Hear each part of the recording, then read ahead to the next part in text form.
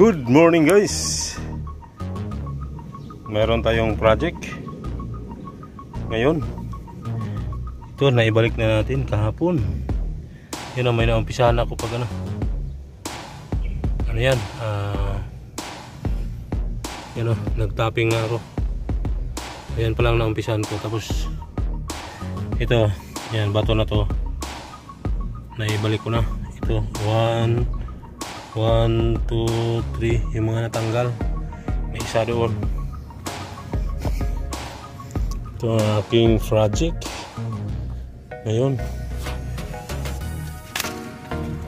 Yan o, ito, yan, nabalik na yan.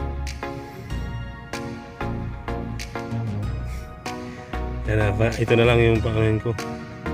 Lahat ng may butas, yan, iwa-waterproof ko to. Yan yung mga possible na pinapasukan ng tubig. Yan o, ito dito pinaka-importante, ibabaw. Yung mga dugtungan, bitak-bitak na, yun o. Doon. Pagkatapos ko sahara, buhangin, simento, papahiran ko naman to ng ng rain or shine na stone gray para magmukhang bato pa rin yung parehas ang look ng bato. Yan. Ito bubuhatin pa itong mga bato para matapingan ko. Yan ang mga ganyan. Yan. Para masiminto buo bago lagyan ng waterproofing. Yan guys, pati itong gitna may mga butas.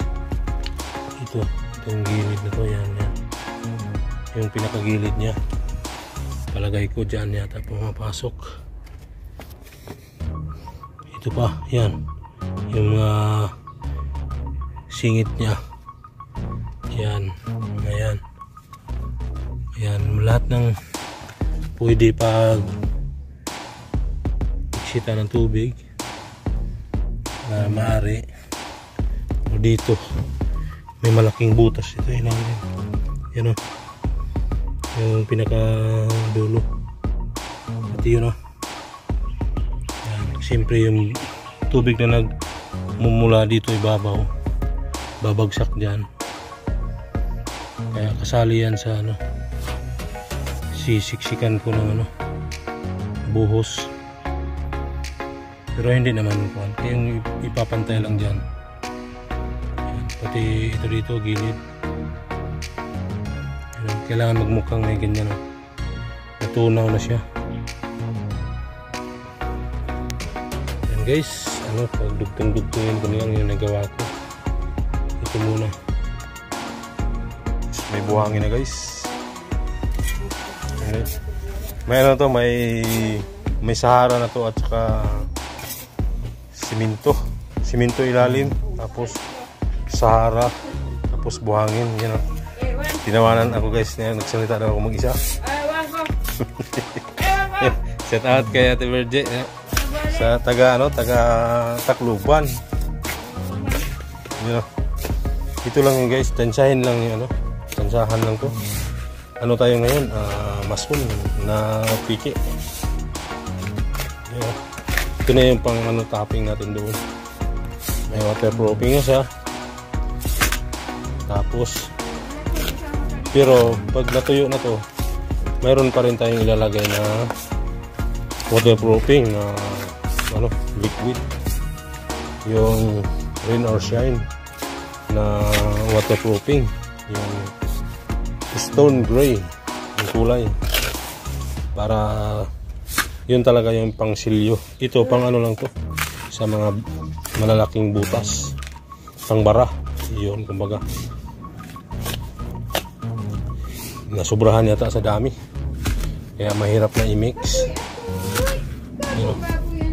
Yan o, yung puti na yan, sahara yan, dadagdagan ko pa ng yan, sahara. Sobrang tapang ito guys. Oh. Hatiin ko lang. Hatiin lang sa yun, oh.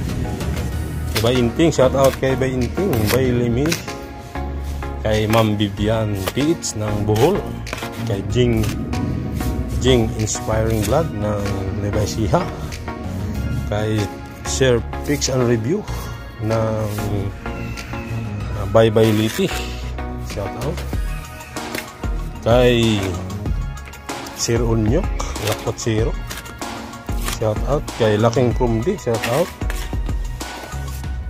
kay Ma'am Mix Vlog ng Batangas, shout out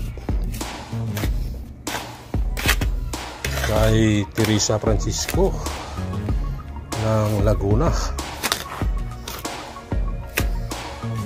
shout out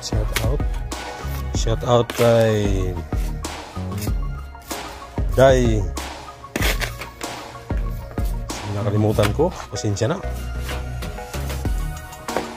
taga Mandawi, yung kaibigan ni Jisa pala, si Day Jisa ng Mandawi City.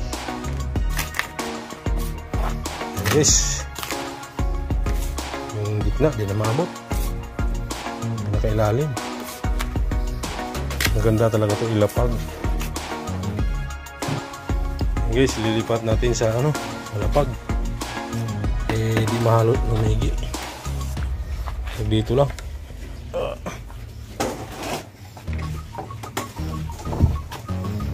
Yan, oh. Maganda yung halong-halo. Yan, oh. Ayan, kulang sa halo. Marami-rami na rin pala to.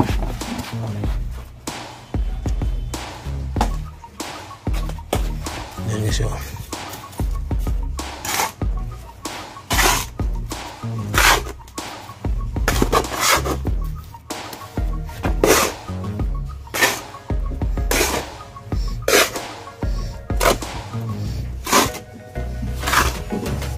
Kunti lang naman to. Kaya wala tayong pala. Yung pala, pero maramihan lang yan yung pala. Guys. Kaya ang teknik ko nito, di ko naman to basahin kaagad lahat.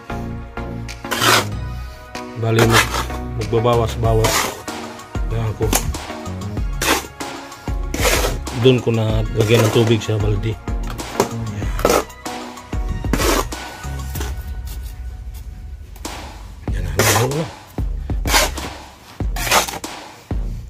Ano naman to eh. Hindi naman to pakyaw. Isingit ko lang to. Kung ano. Isingit ko lang siya na gagawin. Hindi naman nagmamadali. Ano lang kung may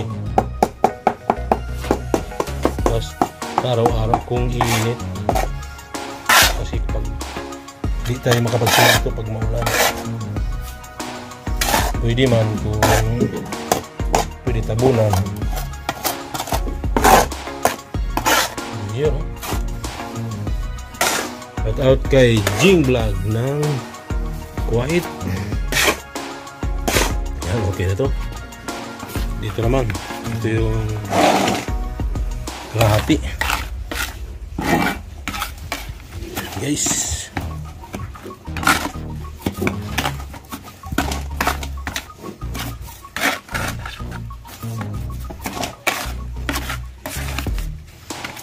Putol ulit. Ito na yun guys. Ang ating buhangin simento Sahara. Ito na yung pang lapat natin doon sa yan guys. Maganda yung medyo basa para siksik talaga sa mga butas. May Sahara ito. Yan guys. Ay, yan na guys. Patuloy sa pagtapping. guys.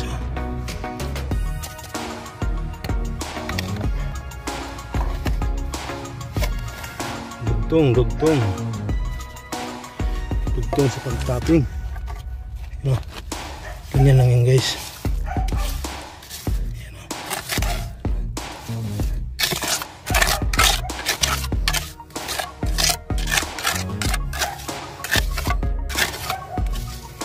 Yun eh. Mamao lang to guys. Kung ano na yung pagsiminto eh. So, kumbaga hindi naman tayo mayaman, hindi matutunan, pobre lang tayo, sabay ganun. Tapping para sa ano,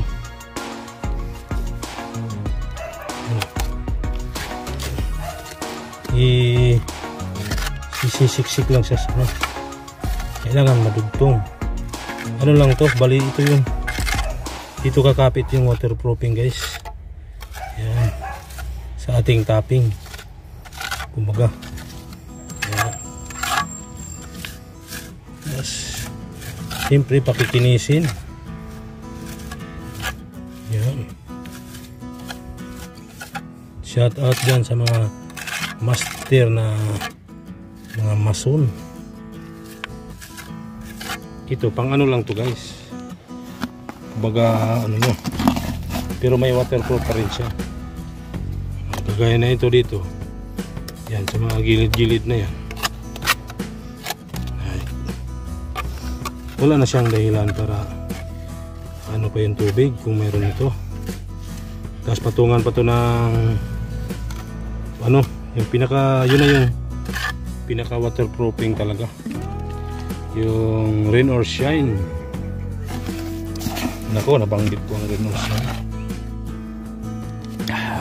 Okay lang, tips lang, tips. Yung rain or shine kasi at saka DBs, mayroong mga kulay na pagpipilian guys. Ito kasi dahil bato, ang waterproof natin ito ay yung ang kulay stone gray. Yun. Stone gray ang gagamitin natin guys.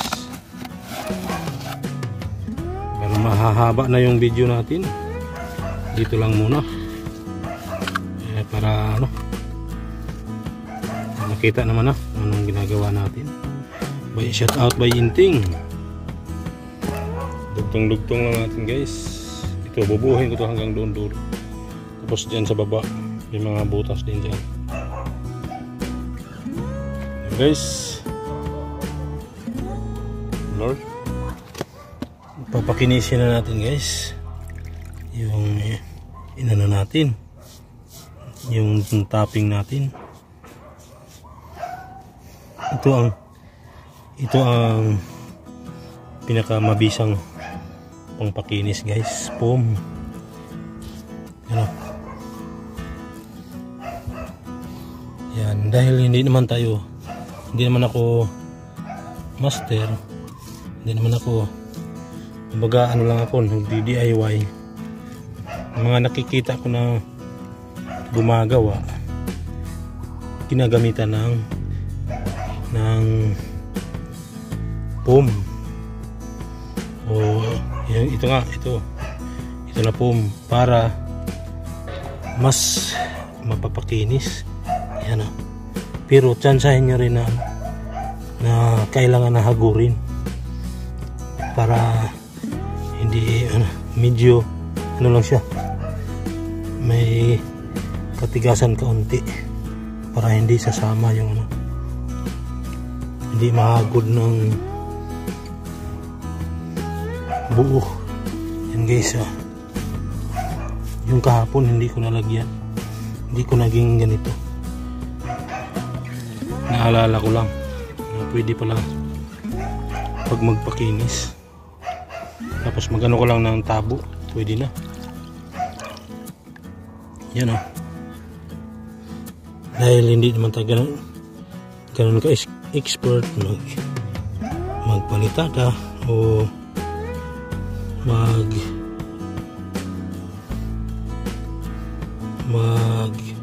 finishing. Kaya ito lang ang technique. Yan guys, yan.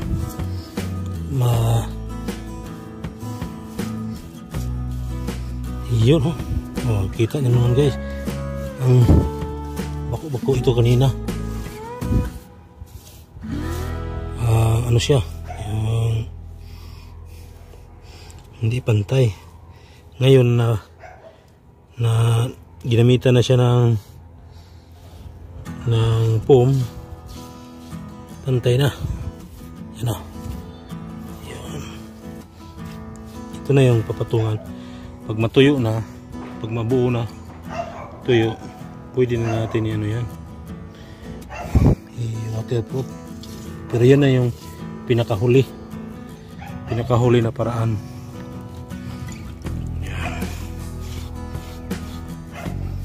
Yan, dugtong uli guys.